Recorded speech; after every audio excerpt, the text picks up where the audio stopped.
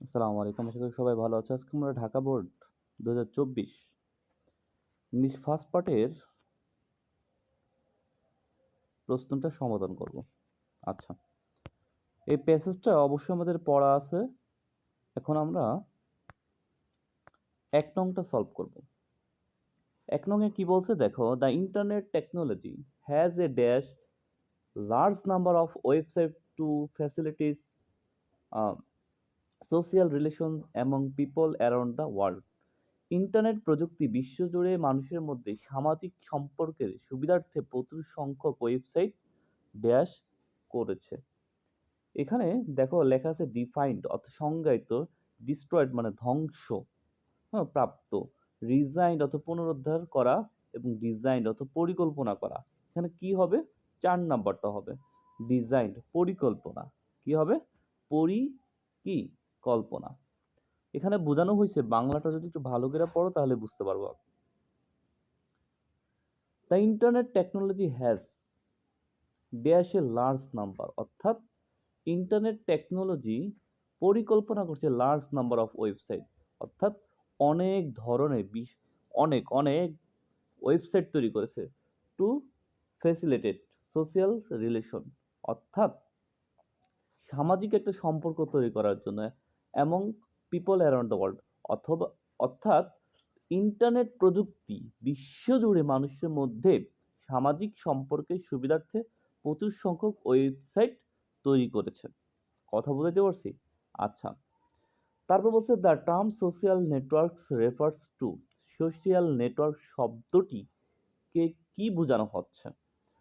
Socialisation সামাজিকীকরণ, হুম, তারপর বলছে networking বৈশ্বিক জাল সংক্রান্ত বিষয়, media for communicating with others অন্যদের সাথে যোগাযোগের জন্য মাধ্যম, ফেসবুক। কোনটা হবে এখানে? এখানে হবে ৩ নাম্বার।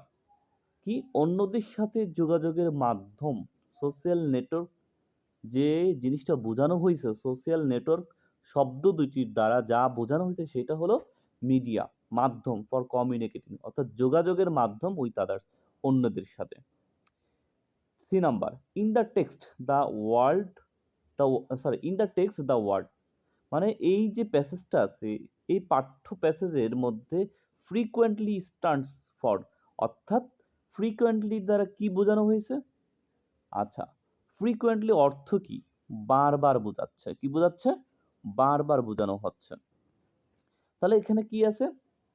আহ, দেখো, ফ্রিলি স্বাধীনভাবে, হার্ডলি খুবই কম, তারপর হচ্ছে রিয়ারলি কদাচিৎ, হ্যাঁ, তারপর হচ্ছে কি বলছে? রিকারেন্টলি অর্থাৎ পূর্ণ বারবার বোঝাচ্ছে, তাহলে মানে এ নাম্বার হবে। হ্যাঁ, রিকারেন্টলি অর্থাৎ বারবার বোঝাচ্ছে, অর্থাৎ ফ্রিকোয়েন্টলির উত্তর এখানে হবে আহ, আচ্ছা, ফ্রিকোয়েন্টলির অর্থ হলো বারবার, হুম, আর রিকারেন্টলি অর্থ বারবার, অর্থাৎ এই ফ্রিকোয়েন্টলির সাথে মিলছে কোনটা? ফ্রিকোয়েন্টলির সাথে, হ্যাঁ, রিকারেন্টলি মিলছে, সুতরাং এটাই হবে। তারপর বলছে the passage highlights the significance of, অনুচ্ছেদের তাৎপর্য তুলে ধরো। আচ্ছা, অনুচ্ছেদে কি তাৎপর্য তুলে ধরেছে? ইলেকট্রনিক মিডিয়া, না তথ্য প্রযুক্তি, না সামাজিক নেটওয়ার্ক পরিষেবা, না যোগাযোগ প্রযুক্তি। ডি নাম্বারের উত্তর হবে কি ৩ number, social networking service. The social networking service work through, সামাজিক নেটওয়ার্ক পরিষেবাগুলি ড্যাশের মাধ্যমে কাজ করে। ৩ নাম্বারের উত্তর হবে কি? দেখো তো, কম্পিউটার, ফেসবুক, ইন্টারনেট, ইমেল। কোনটা হবে? ৪ নাম্বারটা, সেটা হলো ইন্টারনেট, অর্থাৎ সামাজিক নেটওয়ার্কিং পরিষেবা ইন্টারনেটের মাধ্যমে কাজ করে। The social networking service are one, the সামাজিক নেটওয়ার্ক পরিষেবাগুলি কি? এফ নাম্বার কি হবে?